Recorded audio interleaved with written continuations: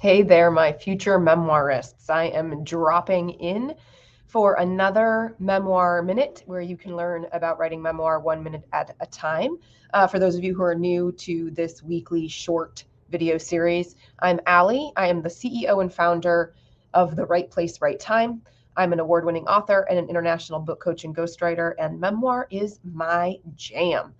So these quick videos at the start of each week are to help you, the aspiring memoirist, kind of get grounded and grab some footholds for working on this genre where you talk about your life. And today's video is about timing, specifically around emotional readiness when it comes to writing about things that have happened in the past that are difficult to process. From personal experience, I've had a number of individual challenges throughout my life at this point. I'm sure there are more on their way. But that have been difficult to write because I was too close to them in time and space. Specifically, I remember being an undergrad, only maybe a handful of months to a year away from a sexual assault that I experienced while I studied abroad. And I was attempting to write about that experience for my thesis, my graduating thesis as an undergraduate student.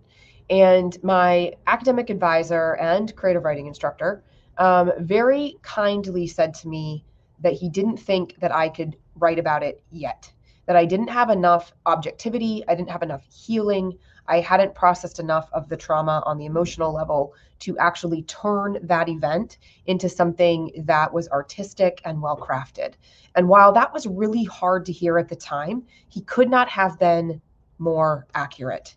There was no way for me to have an objective, retrospective, reflective voice or narrator on the page to talk about that experience when I had not yet done the emotional lifting to understand what that experience meant to me, or to move from victim to survivor, or to shed shame and fear and lack of control. I was still very young and early in the healing process and in understanding what had happened to me. And I wasn't even really telling a lot of close friends or even family at that point. I was talking about it on the page, but I wasn't necessarily talking about it to the people who mattered and the people who could help me. So yes, could I see that I would write about it? Yeah, for sure. Could I see that it would probably make a really good story and one that other people would resonate with because this happens to other people? 100%. But I was not emotionally ready to actually tackle those themes or that event onto the page in a meaningful way. Was it cathartic to write about? Absolutely. So one of the things that you need to take into consideration as you're embarking on this journey and deciding whether or not that you are going to write about these hard things that you've been through in your life is to determine if you are writing at this time for you as a part of the healing journey, as a part of what you need emotionally, or are you trying to write it and force it because you're wanting to publish it? Okay. And you have to be really aware of where you are at, because what we're writing from a healing perspective and what might be cathartic and helpful does not necessarily translate automatically to being ready for other people to see and ready to be published. Now, I also will say in other videos not to just keep telling yourself that someday you will write it, that someday you will get to it, and pushing it off and pushing it off. I'm not talking about procrastination and self-sabotage. I'm talking about self-awareness and consciousness in terms of checking in and really understanding where you are on the healing journey to know if you can write about this event with the ability to craft it in a way that a reader can relate to it and not have it still just be a me show. Okay. Because even at the end of the day, while memoir is your story, it has to transcend from it being about you to being meaningful to somebody else.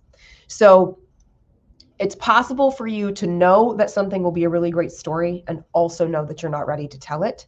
And because you're going to need kind of emotional grit and resiliency and perseverance to write a memoir and to write about the hard things, you've got to be a little further along in your healing journey to do that well. All right. We could go on and on about this topic and talk about how to get there and how long it might take and all of those things, but I'm trying to keep these things short. So I want you to noodle around on what I've said. If you've got additional thoughts or comments or questions, you can drop them into the comments, or please reach out, direct message me. I'd be happy to set up a 20-minute story stroll with you, and to talk about this challenge a little bit more and see where you're at on the writing and publishing path.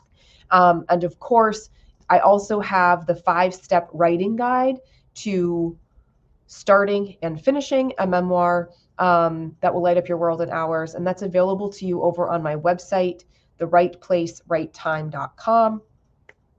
And please go grab that resource. It's freely available to you and will help you see the spots along the path. Okay, so free story stroll, free guide. You've got a couple of free resources, but I hope either way that this video has given you something new to think about, and I hope I will be hearing from you soon.